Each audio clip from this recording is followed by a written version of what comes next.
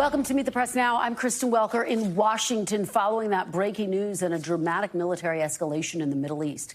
This was the scene in Israel just a short time ago. Air raid sirens blaring as the country's Iron Dome defense system intercepted missiles launched from Iran. Now, it's unclear just how much damage has been done, but at least one building in Tel Aviv appeared damaged and on fire as smoke billowed over parts of the city. Iran says it launched hundreds of missiles as it begins its retaliation.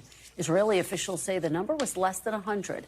Now, it comes after Israel launched a major series of overnight strikes targeting Iran's nuclear facilities and other military targets. The strikes also killing Iran's top military commander and nuclear scientists. Israeli military officials say last night's strikes were just the beginning of a multi-day campaign. These were some of the images in Tehran from overnight as explosions rocked the capital city. You saw that bright flash lighting up the city and these images of buildings in Tehran on fire.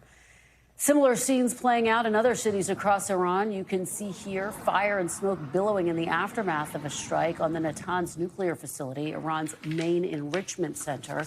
In an early morning video address, Prime Minister Netanyahu called the military operations a preemptive attack on Iran's nuclear program and warned that the fighting could continue for days. Moments ago, Israel launched Operation Rising Lion, a targeted military operation to roll back the Iranian threat to Israel's very survival. This operation will continue for as many days as it takes to remove this threat.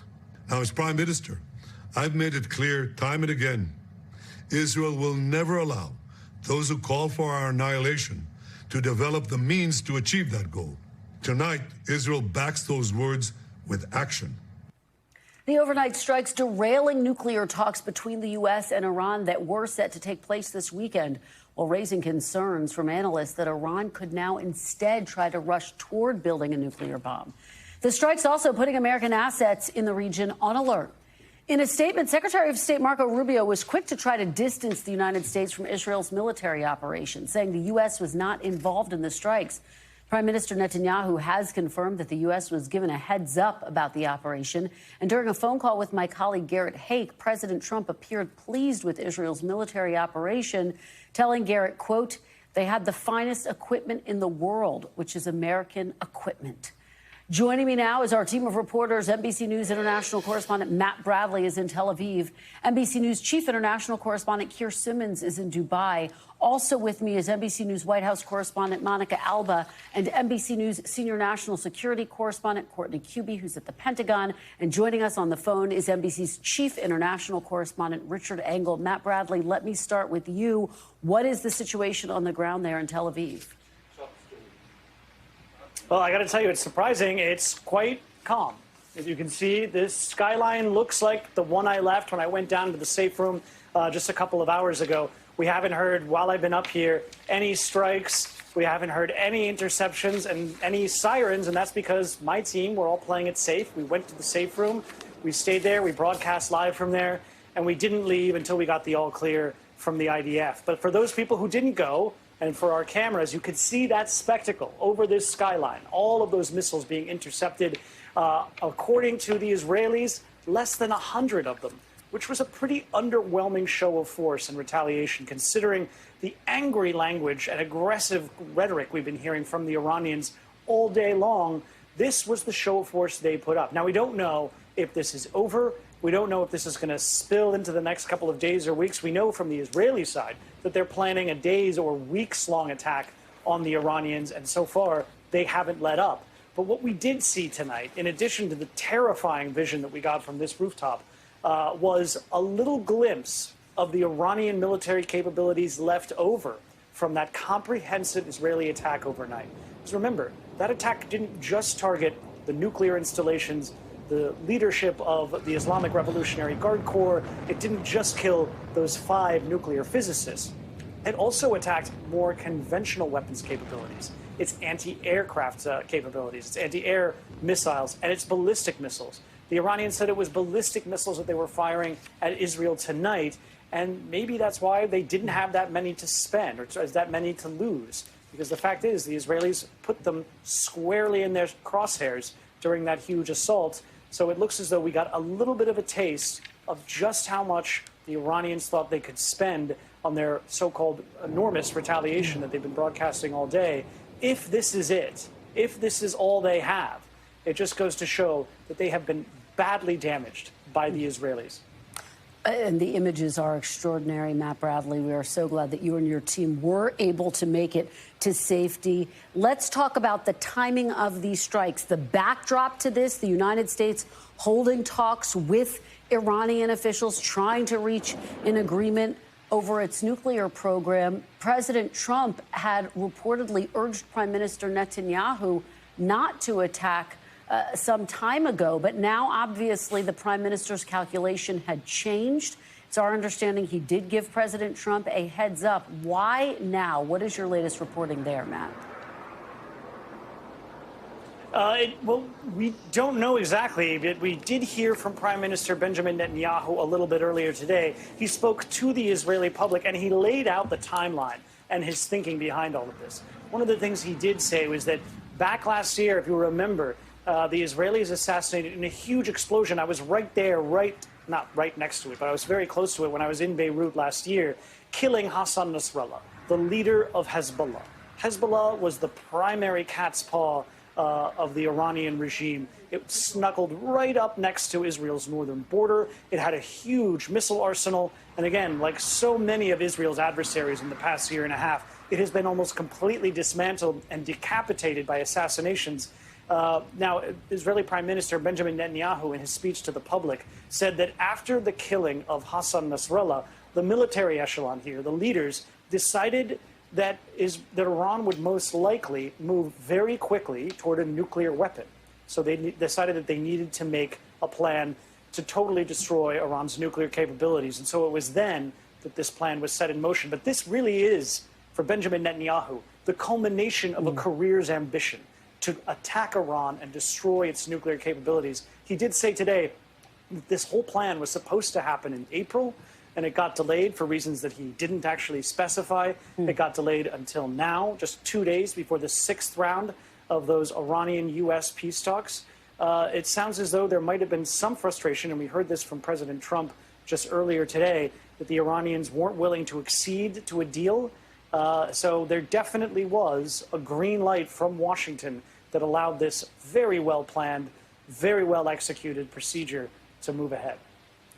Matt Bradley, thank you so much for starting us off, and please do continue to stay safe. Keir Simmons, let me turn to you now. What is Iran saying about the strikes that it just launched? And to Matt's point, is what we witnessed basically the fact that Iran has been diminished in its power? Well, we don't know. Certainly, there has been an assessment that Iran had pretty frightening capability. If it is not able to use that capability at this stage, or if it no longer has it, if it's been defanged effectively, then Matt's absolutely right. That is a key moment, an absolutely key moment in all of this. Iran's president just today addressed the nation, saying Iran's legitimate and powerful response will make Israel regret its foolish act. If what Matt is saying turns out to be right, it's nighttime here in the region now. If what he is saying turns out to be correct in the morning, then that will be that threat will not have been seen through by Iran. And here's one of the reasons, Kristen, why it is so important, because we have reports tonight, and I think you'll talk more about this there in Washington in a moment. We have reports tonight that the U.S. is assisting Israel in these defenses against the Iranian attack. Now, why that's important is because imagine if tonight, and this is when we talk about being on the precipice, imagine if tonight there had been a very damaging strike, a deadly strike in Israel. The likelihood is that would pull the Trump administration into the conflict. It would pull the U.S. into the conflict because it would feel that it would have to defend and support its partner in Israel. So by ensuring, if this is what happens in the coming hours and days, and what has happened now in these past few hours, by ensuring that Iran was not able to land a deadly blow, potentially that is a de-escalation rather than an escalation. And that is the big concern, Keir, looming over all of this. Could this not ensnare not only the wider region, but the United States? Keir, quickly talk about the targets that Israel hit in Iran, its nuclear facilities. How damaging a blow was Israel able to pull off? Well, we've seen the smoke over Natanz. We've seen the smoke over Fordo, and Esfahan apparently too has been hit. There were reports, there was an assessment before these strikes that the only munitions that could truly take out, if you like, Iran's capability, this well buried nuclear capability, were US bombs, 30,000-pound bombs from B-2 bombers. We're going to find out whether Israel actually is capable, and here's why it's important. Again, it's about escalation versus de-escalation. If Israel is not able in these waves of strikes to significantly reduce, if not end, Iran's nuclear program, then Iran may decide that it will rework it and that it will reach for a nuclear missile. And that could be the kind of nuclear escalation that everyone fears. All right, Keir Simmons, thank you so much for that broader perspective. We really appreciate it. Courtney Kube, walk us through what we saw in Israel. What is the Pentagon saying? What are they watching? Well, the Pentagon's not telling us anything, frankly. I mean, they haven't spoken. We've gotten no statement out of the Secretary of Defense.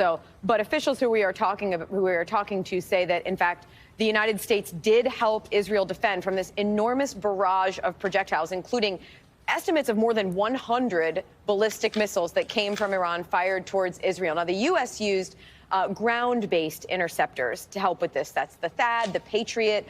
Those are both ground-based missile defense interceptors that have the ability to take on various ranges, including even medium-range ballistic missiles. The U.S. has other things, though, in the region that could help if, in fact, Iran continues to target Israel. Things like missile defense ships off the coast in the Mediterranean, nearby in the Red Sea. They've been used in the past to help defend Israel. But they also have aircraft, fighter jets, fighter squadrons there that have also in the past been used to try to defend Israel. You'll recall that during one of these back and forths between Israel and Iran last year, U.S. aircraft were in the air shooting down drones that were flying from Iran to Israel, taking them out, Kristen. But again, at this point, all that was used were these ground-based interceptors in this current salvo by the Iranians. And Courtney, Israel is saying that it killed 3 top military officials. What are the implications of that, and to what extent does it fit into the retaliatory measures that Israel is bracing for?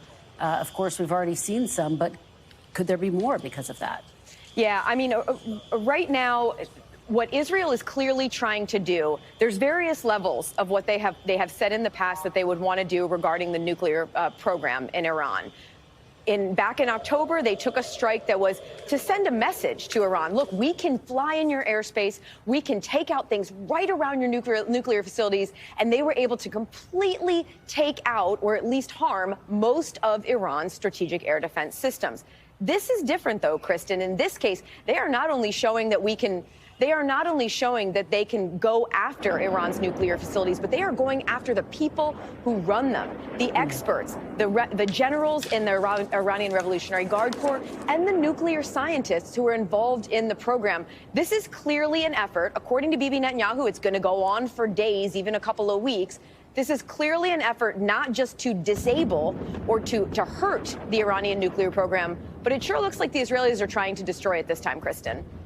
Well, it's a really important fine point to put on what we are witnessing. Courtney Kube, thank you for your fantastic reporting from the Pentagon. Monica Alba, let me turn to you. As Courtney was just saying, the United States was helping Israel to intercept some of these missiles from Iran. What are your White House officials there saying to you about the very latest, how the president is monitoring all of this? Yeah, and it's not a surprise, Kristen, that the U.S. would play that role, given that there are hundreds of thousands of Americans who live in Israel. There are military assets in the region that the U.S. would be interested in protecting. And so, of course, they're saying that's why, and that's part of the key context for why U.S. officials are aiding in the Israeli defensive posture here. But it is notable what we're not hearing, which is the president come out and speak before cameras. He's doing a lot of diplomatic work behind the scenes, I'm told. He was on the phone with Prime Minister Netanyahu earlier today. He also spoke with the British Prime Minister. We understand there are a couple of other world leader calls that they are going to tell us a little bit more about. And that is because he was monitoring a lot of this in real time from the Situation Room with his top national security aides for most of the day. But you know as well as I do that if the president decides he wants to come out and speak and say something more publicly, that he can do that in a split second. And so we'll see if that changes throughout the rest of this day. But I can also tell you, Kristen, that he's had a couple of different public comments on this, some of which are a little bit in contradiction, because he did say yesterday that it didn't seem imminent when it was. So there's a question there of what the U.S. knew, but what he didn't want to say in the moment. There's a question of what the U.S. involvement was going to be. We're learning a little bit more about that, as we just discussed. And then what happens in the next couple of days as well. But this is a president who is trying to point to the diplomacy, trying to argue that these talks with Iran to try to curb their nuclear capabilities should continue. He's saying, and a White House official is telling me they still want Steve Witkoff, his top advisor and envoy on this, to take part in those, even though Iran is saying that those talks obviously have been suspended given the actions of the last 24 hours. Everyone continuing to watch that space very closely to see if these talks can be resumed at all, Monica. And of course, all of this is happening as President Trump is preparing for this military parade tomorrow, the first of its kind in a time of peace in decades, quite frankly. What are your sources telling you about the potential optics? Is there any concern about the optics? Well, it is expected to be an extraordinary display of military muscle, and might at a time, as you rightly point out, when on the world stage there are so many ongoing conflicts. And this is a president who says he wants to do this because he wants to thank the Army, celebrate their 250th birthday.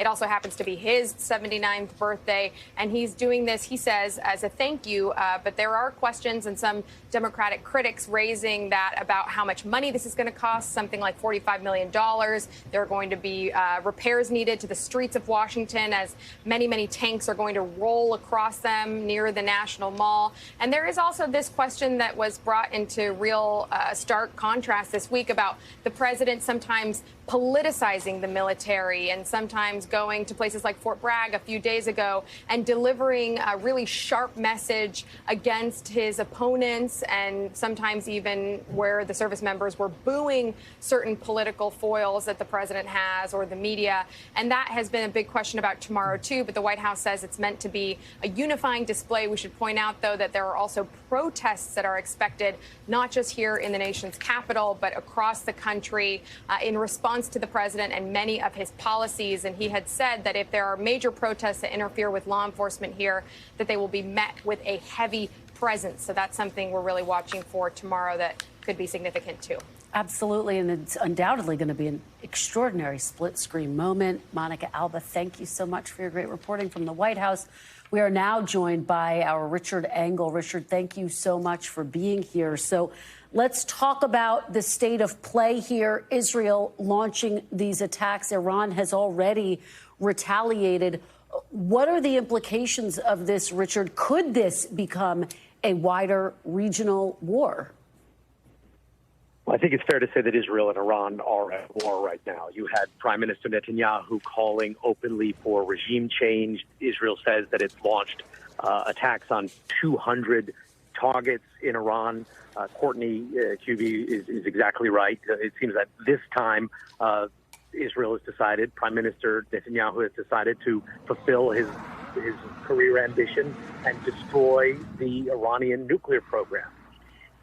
It's not destroyed yet, so it seems very likely that this is going to continue for several more days, because many of these centrifuges, many of these uranium storage facilities where the more highly enriched uranium is kept are deep underground. They're buried inside mountains, and they are not easy to get to.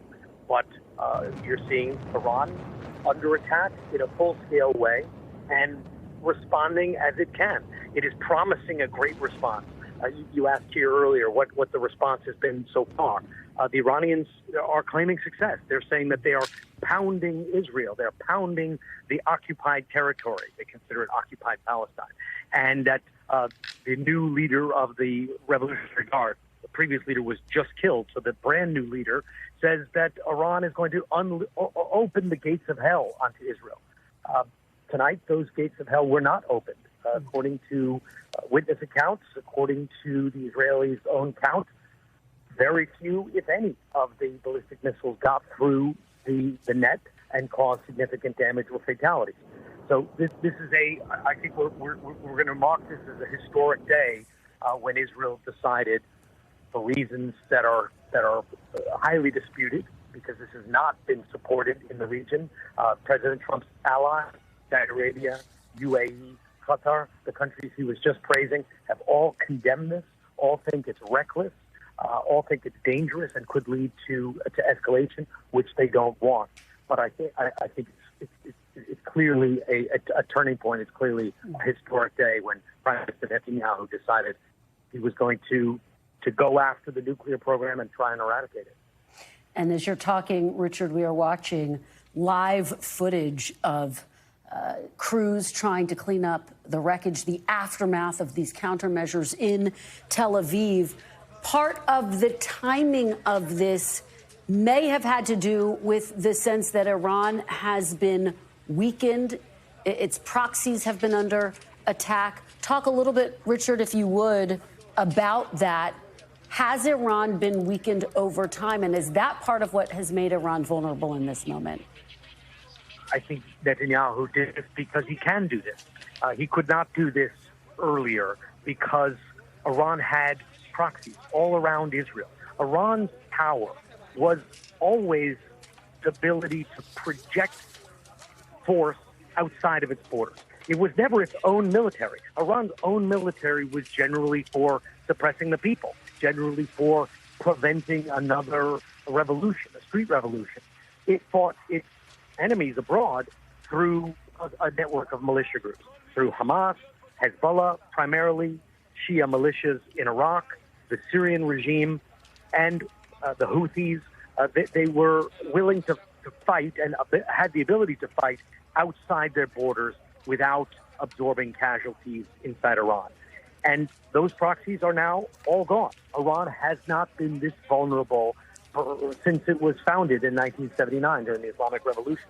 And it was clear that Prime Minister Netanyahu, and he's talked about this opportunity, saw an opportunity, didn't think it was going to last, clearly sees an opportunity with President Trump, who is giving him more leeway than President Biden did, saw the opportunity and is taking it. All right, Richard Engel, thank you so much for joining us on the phone. We really appreciate it. Appreciate your insights. I now want to bring in Ambassador Dennis Ross, former Middle East envoy and an NBC News foreign affairs analyst. He's also out with a new book titled Statecraft 2.0, What America Needs to Lead in a Multipolar World. Ambassador Ross, thank you so very much for joining us. You are in Tel Aviv. You had to seek shelter when this counterattack by Iran started and took hold. Walk us through your experience. What did you see? What did you hear? Sure. I'm actually in Jerusalem right now. I was in Tel Aviv. We were awakened in the middle of last night with a state of basically emergency in anticipation of what would come. Nothing did come. I was able to go to Jerusalem, and this evening we had sirens and were forced to go into a shelter because there were 3 waves of ballistic missiles that came from Iran. The first wave included 110 ballistic missiles. So this was a significant barrage of ballistic missiles. There's a 12-minute early warning time from Iran to Israel.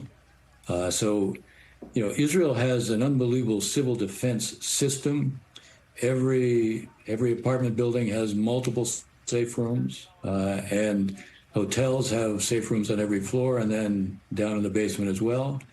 I'm staying at a hotel in Jerusalem, and we went down to to the safe room, and we were basically there, as I said, for about an hour and 5 minutes because there were multiple waves.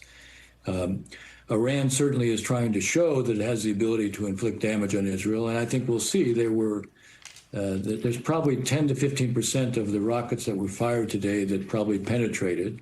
You're showing on the screen right now some damage to buildings within Israel.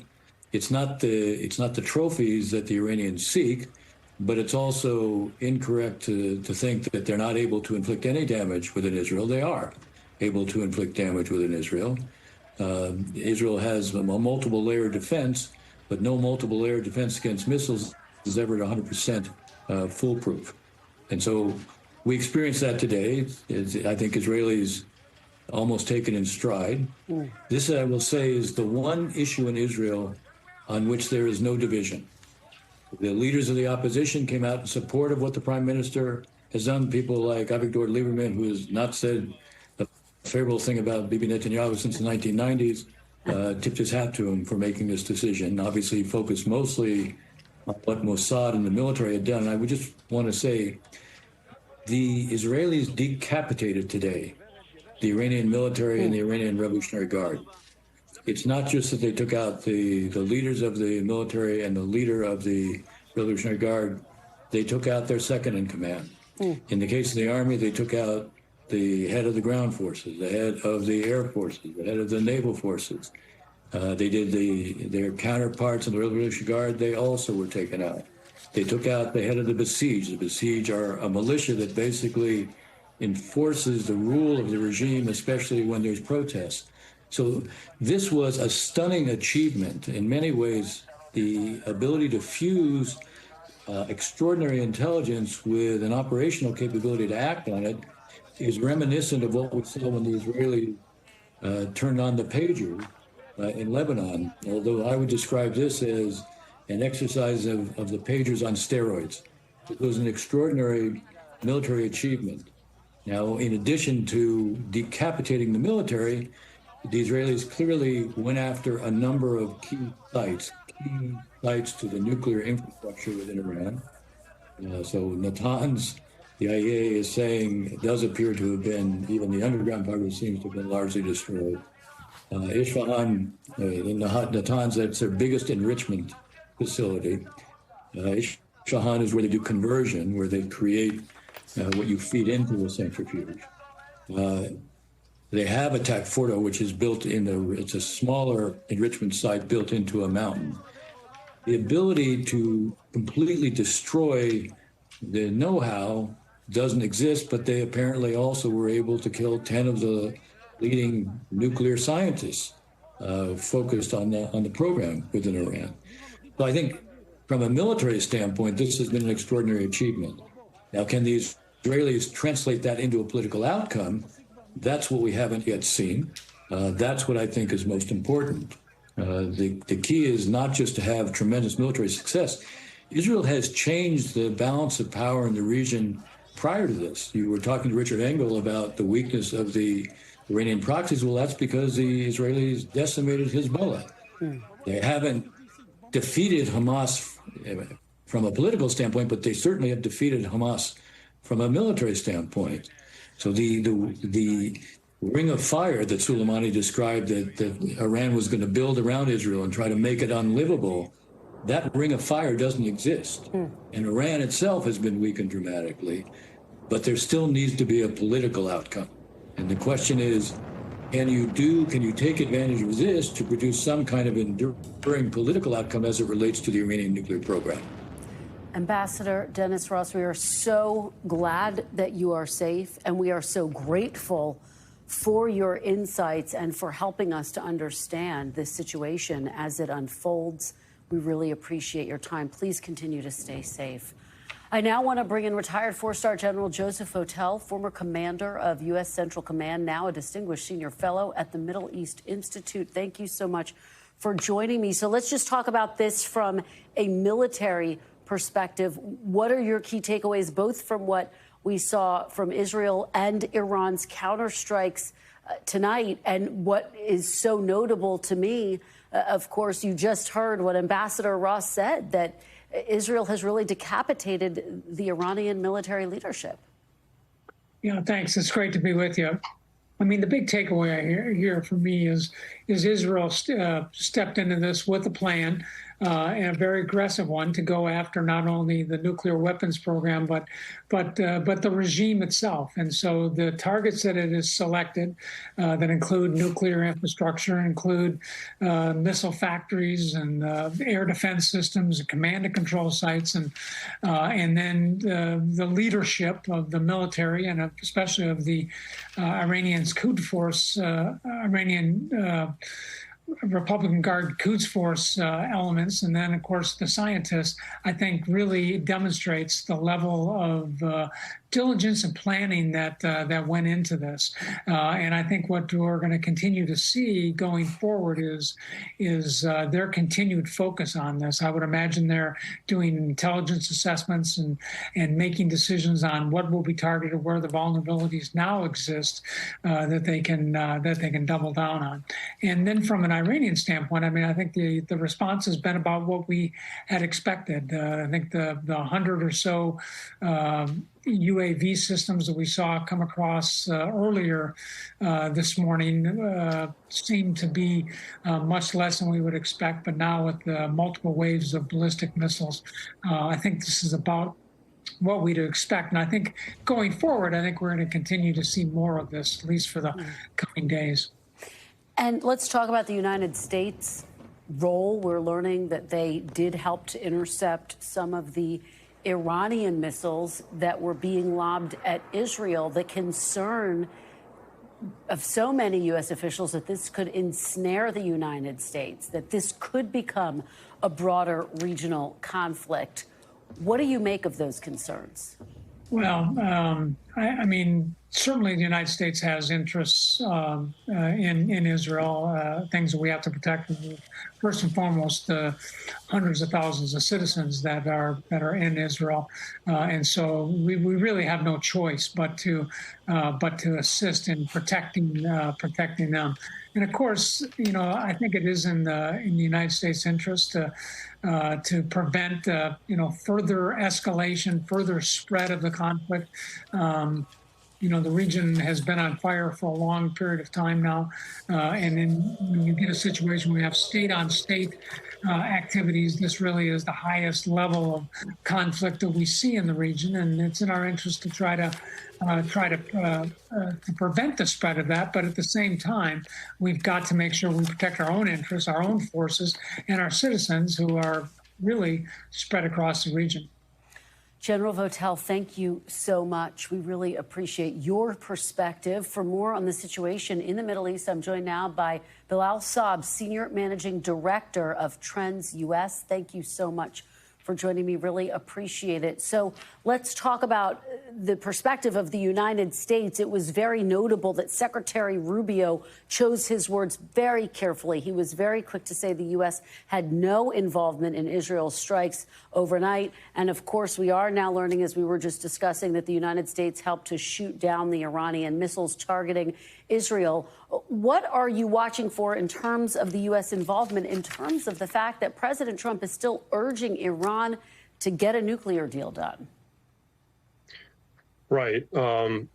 Nice to be with you again. And always a pleasure to go after Dennis and Joe, very dear friends of mine and former colleagues. It's also difficult to go after them. Listen, I think you hit the nail on the head here, which is the U.S. position in this entire equation, which to me, I will admit to you, and I'm embarrassed to admit that I'm very much unclear about the level of coordination that's taken place between us and the Israelis. There are two theories here. Either we are really in lockstep, and there's some level of deception in strategic communications whereby we're trying to sort of fool the Iranians that we didn't know about this, even though we knew about the strike a week ago or something like that, or there's some kind of a gap between us and the Israelis, right? A gap that I see possible because of the very desire on our part to strike a diplomatic accord with the Iranians and to resume the negotiations this Sunday. If our goal is to resume the negotiations this Sunday, then I think we're smart enough to know that this kind of a strike that caused a pretty heavy blow to the Iranians would lead to the opposite of that goal.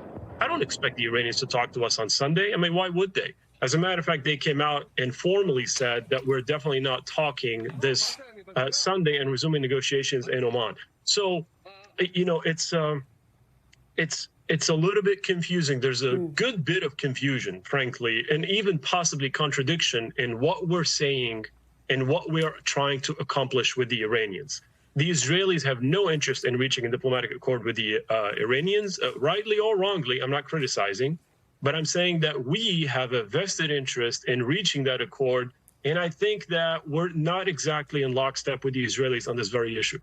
Well, and it's a really important point. And I guess the question becomes, do you think that talks can resume? As you point out, Iran is very clear that the talks on Sunday are off. Do you think there's a way to get them back on track? And broadly speaking, if not, what is the off-ramp here? Is there a way to de-escalate at this point? Yeah, also great question. Listen, if I'm Iran, I should recognize, and maybe they won't, that I'm in deep trouble. Okay, my options are really awful, and you can see it also in the response, the military response against Iran, which will have to be limited no matter what. I, as Iran, will always have to balance between avenging the strike, but also making sure that the regime survives and not actually causing the Americans to get involved in this and having to deal with two much stronger foes. You got to keep in mind in this entire equation, the Iranians are the weaker party, right? So my options are, okay, do I go back to the negotiating table with a much weaker bargaining hand, or do I completely call off the whole thing and then just sort of try to start a regional war that would probably force the issue of going back to the negotiating table on terms that might be more favorable to the Iranians?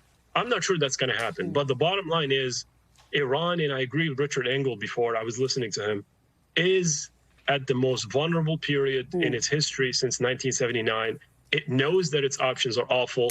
Its entire military chain of command is gone, and a number of its nuclear scientists are gone, in addition to the most important political advisor who was overseeing the negotiations, by the way, that's Ali Shamkhani, is gone as well. Boy, are they in deep trouble right now. Well, it is such a volatile situation that we continue to monitor minute by minute. Bilal, Saab, thank you so very much for your perspective and expertise. We really appreciate it. Pleasure. And we have much more after this. Stay with us. You're watching Meet the Press now. Welcome back. The Trump administration can continue to deploy National Guard troops in Los Angeles, at least for now. Late last night, a federal appeals court paused a lower court ruling that had found the administration's deployment of the Guard to be illegal. A hearing is set for next Tuesday. The decision came just hours after California Senator Alex Padilla was forcibly removed and restrained when he interrupted a DHS news conference in Los Angeles. He was attempting to question Secretary Kristi Noem at the time. Now, the White House claims the senator failed to identify himself to security and lunged at Secretary Noem. Senator Padilla disputes that account. And we are following another developing story tied to immigration enforcement, this one out of New Jersey. The Department of Homeland Security says that 4 detainees at the Delaney Hall ICE facility in Newark have escaped. This followed extended protests and a reported disturbance inside the facility. The New York Times reports a group of migrants pushed back on their treatment. It's the same facility where just last month members of Congress and Newark's mayor were denied access during an attempt to inspect the site. Now, one of those lawmakers, Congresswoman LaMonica McIver, is facing federal charges for the clash against agents that day. She plans to plead not guilty and calls the charges politically motivated. She says what's happening now at Delaney Hall only underscores her concerns. New Jersey Democratic Congresswoman LaMonica McIver joins us now to talk about the situation inside the facility and what she believes is at stake. Congresswoman, thank you so much for joining me. I really appreciate it. Thank you so much for having me. It's a pleasure to be on. Well, it is a pleasure to have you and to have your perspective. And we are going to get to the situation inside Delaney Hall in just a moment. I have to start with your reaction to what happened with Senator Padilla. What went through your mind? What went through your head when you saw what happened yesterday in Los Angeles? I mean, I thought to myself, again, here we go again, another situation happening with this administration. It was really sad to see. It was disgraceful. I really brought tears to my eyes to see a United States senator, in his state, in his district, being treated like this, brought to his knees, brought to hit the ground with his hands up. I mean, it's just honestly just sad. And I'm sure Americans who were watching this thought it was sad too. It's so un-American. It shows the times that we're in, what we're dealing with in this country. And it's just honestly was just entirely disgraceful. Congresswoman, I do have to get your reaction to some of what your colleagues are saying. Your House Democratic colleague, Jared Golden, said this, quote, "I think that it's never good when a senator or member of Congress gets roughed up by law enforcement, but I don't think politics at theater is what our job is here. Where I come from, if you shove a police officer, you're probably getting arrested." What is your reaction to Congressman Golden? Well, first of all, his comments are unfortunate, right? Our job is to have oversight and do the job that the people have elected us to do. That's not theater. That's what we're elected to do. That's why we're hired by elections to do our jobs. To hear him say that, it's super unfortunate. And, it doesn't stop me from doing my job. I don't think the senator was there to put on a show. He was there to ask questions of his state, where you see, the National Guard being deployed there. You see massive protests. And that's what he was there to do, to get answers. So that's not theater. That's him doing the job that the people have elected him to do. And Congresswoman, I do have to get your response to what House Speaker Mike Johnson said yesterday. I'll play a little clip, get your reaction on the other side. We have to turn the temperature down.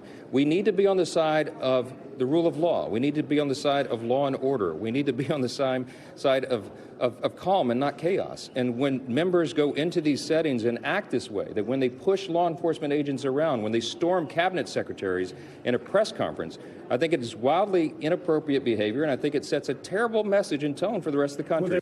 And there are even calls for him to be censured. Are you concerned that he could actually be censured, Congresswoman? Absolutely. I am concerned about that. I think Republicans have shown us that they can see no wrong in this administration. They can see no wrong with Donald Trump. They can see no wrong with how the administration is acting and how they are doing the job that they're claiming they are doing. And because of that, they would do anything to, try to intimidate Democratic leaders across this nation from doing their job, from speaking out, from being critics of what they're doing. And so absolutely, I have concerns about what they can possibly do, what they will do, because they are literally blinded by what this administration is doing. And they refuse, to speak out, to, talk about the things that are happening. They refuse to do that. Congresswoman, let's turn now to the situation inside Delaney Hall. I know you've been trying to keep your finger on the pulse of that. Do you have a sense of what's happening right now inside this ICE facility?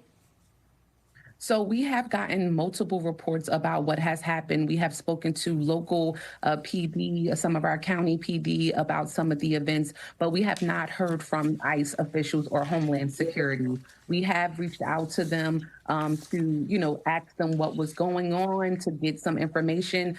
Of course, at this hour, we still have not heard anything back. It is very concerning about the reports that we're hearing from, lack of food that detainees are getting. To the detainees escaping.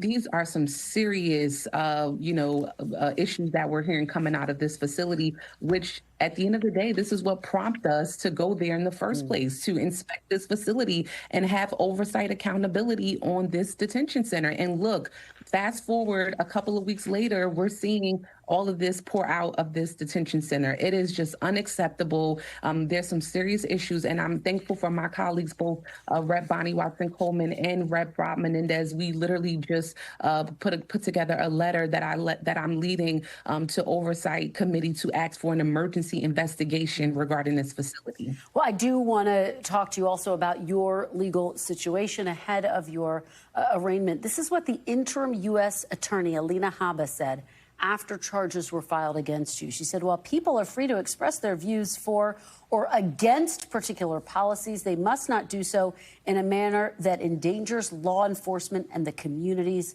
those officers serve. What is your response to that, Congresswoman? Once again, I mean, you know, the U.S. acting attorney, she loves to go on Twitter and, you know, tweet out what she believes and what she thinks, even tweeting out charges on me before I'm even officially notified, which is, it's ridiculous. At the end of the day, I was there to do my job at Delaney Hall. That's what I went there for with my colleagues. We went there for an oversight visit. And now I'm facing 3 counts, you know, of charges, you know, with a maximum of 16 plus years. That's absurd. Like, I mean, what are we even talking about? But once again, this is a attempt to intimidate, to stop me from doing my job, to stop me from speaking out, to stop me from doing oversight. And I will not stop doing that. I will serve the people of the 10th Congressional District because that's what they elected me to do. And I'm going to continue to do that. I have no plans to stop doing that based off these charges. And I really look forward to my day in court because the facts are on my side. And, you know, no matter what, you know, the U.S. attorney tweets out, those facts are going to play out in court. And I know that they're going to be on my side of defense. And so we're looking forward to that trial date to be able to do that. But, you know, at the end of the day, this is the center of this administration. This is what they do. They're very cruel individuals. The basis of their agenda is centered in cruelty. And I'm just another, you know, person on that list of their cruelness. Very quickly, 30 seconds left. Your response to how Governor Gavin Newsom has handled his clash against President Trump, who sent in the National Guard. He says this moment is a fight for the democracy. Is that overstated? How do you see that? No, absolutely. Our democracy is being shredded away each and every day with this administration. We've seen multiple occasions of this, multiple incidents, and it's just continuing to escalate each and every day. And he is absolutely right. This is why we love America, because our democracy, and every American at this point should be concerned about our democracy and the state of it. And we have to defend it. All right, Congresswoman McIver, thank you so very much for joining us. We will stay on top of your case, so please stay in close touch with us. We appreciate your joining us. Thank you so much. Have a great day. And you too. We have much more ahead on the unrest at home and abroad coming up after the break. Stay with us. You're watching Meet the Press now.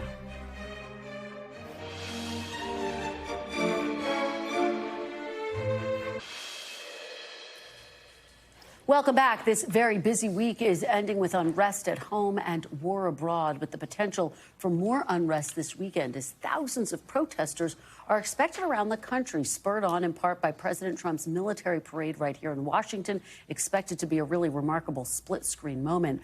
Joining me now on set is Shelby Talcott, White House correspondent for Semaphore, Maria Teresa Kumar, president and CEO of Votel Latino. She's also an NBC News contributor, and Republican strategist Matt Gorman. Thank you all for joining me. Appreciate it.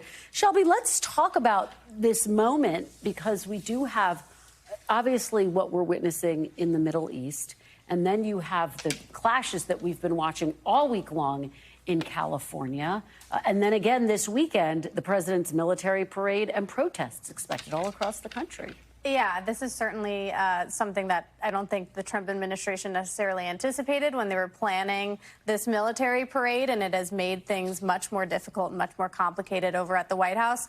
But at the same time, you know, the Trump administration, when I talk to White House officials, they're excited about this parade. They have made clear that they are anticipating these protests, but that they don't want it to get out of hand. They are standing by sending in the National Guard in California, and they're also at the same time dealing with the situation with Iran and Israel. And they're saying, you know, we were sort of aware of it, but we had nothing to do with it. But it does really complicate the situation here in terms of they're focusing on several really big things all at once now. Yeah, Matt, pick up on that point. And of course, what's happening in the Middle East is complicating not only everything that President Trump's working on here, but the fact that they were in the midst of having these talks to try to reach a nuclear agreement to get Iran to abandon its nuclear program. It's true, and I think the Trump administration is probably at its best when they also have 7 things they're balancing at once, because it keeps their opponents off balance, too. They can't focus on one particular thing. And I think one thing they've also learned from 2017 and 2018, the first time go around, was when these protests, having some sort of counter visual is really, really important for that. So they're going to welcome, I think, this split screen as well. for tomorrow to get some sort of counter-programming to what the so-called King's March will be, I think. And certainly with just a week ago, we were talking about Elon Musk, how this news cycle has shifted. Oh, you're absolutely right. The focus was Elon Musk just a week exactly. ago. Yes. Maria Teresa, let me turn to you and this extraordinary split screen. Here we're going to have a military parade and then these protests all across the country. And I think the question becomes, this week, given what we're seeing in California, given what we're going to see tomorrow, are Democrats starting to find their messaging around all of this? So, I think just to take a step back, if we look at why people are protesting, it is because when he said that he was going to do, for the most part, when he said that he was going to basically deport only the criminals, he's breaking the trust of the American people because he's doing much more than that. And when you look at Iran, and the reason, you could actually argue the reason we're here is that he's the one that literally blew up the Iran nuclear agreement last time in office. And that's what we're fighting for right now. And he's working in such a tentative soft spot because Iran is aligned with the Russians. They're aligned with China. He's trying to negotiate a trade deal with China around tariffs. And we no longer have the same allyship that we had in Western Europe because of his rhetoric and his talk. And so normally, in the normal times, before time, we have a very clear, stark understanding that we are with Israel, that our allies are with Israel, and Russia and Iran and China are on the other side. That's one of the reasons why I think that the White House right now is so tentative in those conversations. And then you take a step back and say, okay, well, yes, he's going to have the No Kings rally, not the Kings rally, the No Kings protests this weekend. And it's directly impacting what he promised on the campaign trail and what he's actually delivering, which is very little. Matt, what about that argument? I guess I still didn't hear a message to the Democrats, right? I don't know what that is. Is theater at a press conference a message? Is a esoteric theory basing off a rally that's not a protest on policy per se, but against someone who's not going to be in the ballot again? I just don't understand what the actual convening message is. And I think one of the more telling things about California was Gavin Newsom was certainly elevated by this, and we as a party welcome elevating Gavin Newsom. But if this were as popular among 2028 candidates as it is, why wasn't Mayor Pete there? Why wasn't Josh Shapiro there? You could tell others distance themselves. They're nowhere to be found on this. I think that tells me also what the state of immigration and the debate among the two parties. I think that the last time around, when it came to the midterm elections, there was no rallying cry. It was the protest that mobilized, and it's the ones that it was the protest that mobilized the Democrats and the Republicans to back down on some of this. And so I think that's what you're going to see is a coalescing of the protesters actually telling the Democrats, "Hey, you guys, you actually have a chance, but you have to get your act together." I'm not in disagreement there. One thing that I wonder if it will affect the amount of protests and how much Democrats can use it is the fact that over the past few days, Trump has sort of acknowledged that, for example, he had a post on True Social just the other day about farmers, and he recognizes that some of these farmers are going to be struggling, and there might be a shift in his immigration strategy. It seems like he might be considering a potential carve-out.